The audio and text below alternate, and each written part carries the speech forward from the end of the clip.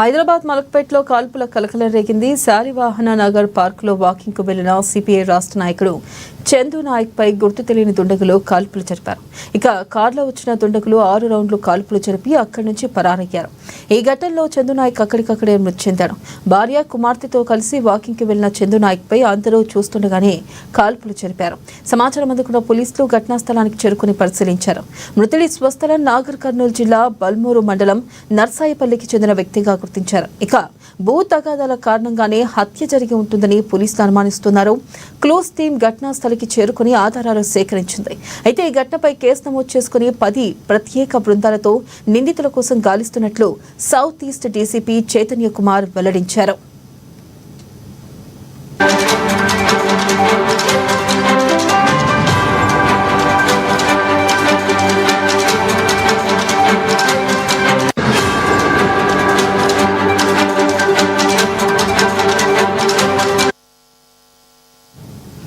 Breaking news చూస్తున్న హైదరాబాద్ మలక్పేటలో కాల్పుల కలకలం రేగింది. శాలివాహన నగర్ పార్కులో వాకింగ్ కు వెళ్లిన సిపిఐ రాష్ట్ర నాయకుడు చందు నాయక్ పై గుర్తు తెలియని దుండగులు కాల్పులు జరిపారు. ఇక కారులో వచ్చిన దుండగులు 6 రౌండ్లు కాల్పులు జరిపి అక్కడి నుంచి పరారయ్యారు. దీనిపై మరింత సమాచారాన్ని మా ప్రతినిధి రమేష్ అందిస్తారు. రమేష్, చెప్పండి, అసలు ఏం జరిగింది, ఎవరు కాల్చారు, అప్డేట్స్ ఏంటి? సిపిఐ రాష్ట్ర నాయకుడు చందు నాయక్ పై గుర్తు తెలియని ఈరోజు ఉదయం కాల్పుతారు. వెన్నెల ముఖ్యంగా మలక్పేట పరిధిలో ఉన్నటువంటి శాలివాహన నగర్ పార్కులో ఆయన కుటుంబంతో సహా మార్నింగ్ వాక్ వెళ్లిన సమయంలో తెలియని వ్యక్తులు స్విఫ్ట్ కార్లు వచ్చి కాల్పులు జరిపారు.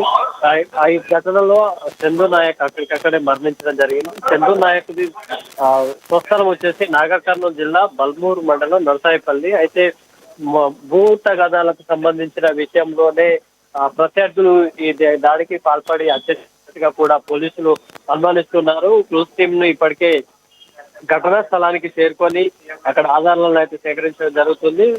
10 ప్రత్యేక బృందాలతో నిందితుల కోసం గాలిస్తున్నట్టుగా కూడా south east DCP Chaitanya Kumar తెలిపారు. ముఖ్యంగా మార్నింగ్ 7:30 సమయంలో అక్కడ వాకింగ్ వెళ్లినటువంటి చందు నాయక్ పై గుర్తు తెలియని వ్యక్తులు స్విఫ్ట్ కార్లో వచ్చి కాల్పులు జరిపారు. ఈ ఘటనలో ఆయన అక్కడికక్కడే మరణించారు.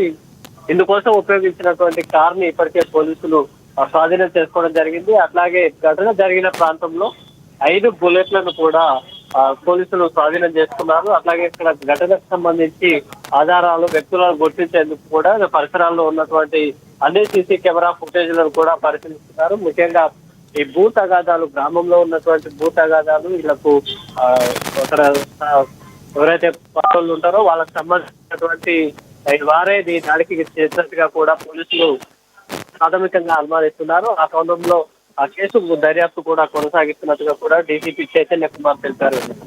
అయితే రమేష్, ప్రధానంగా భార్య పిల్లలతో కలిసి ఆయన వాకింగ్కి వెళ్ళినట్లుగా తెలుస్తుంది. మరియు వారు ఏమంటున్నారు? వాళ్ళని ఏమైనా చూసారా? ఆ దుండగుల్ని, దాని గురించి అయినా వాళ్ళ కుటుంబ సభ్యులు మాట్లాడుతున్నారా?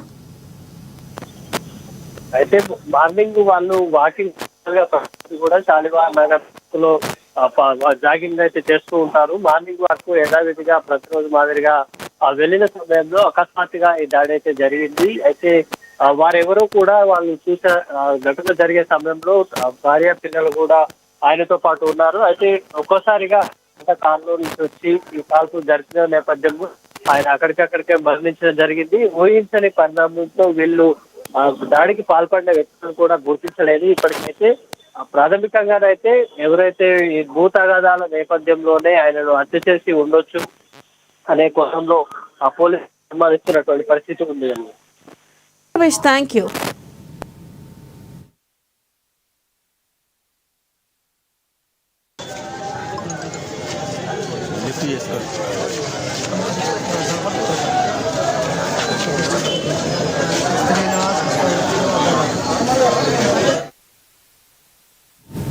అవైలబుల్ అప్డేట్స్, మరిన్ని అప్డేట్స్ తో మళ్ళీ కలుసుకుందాం.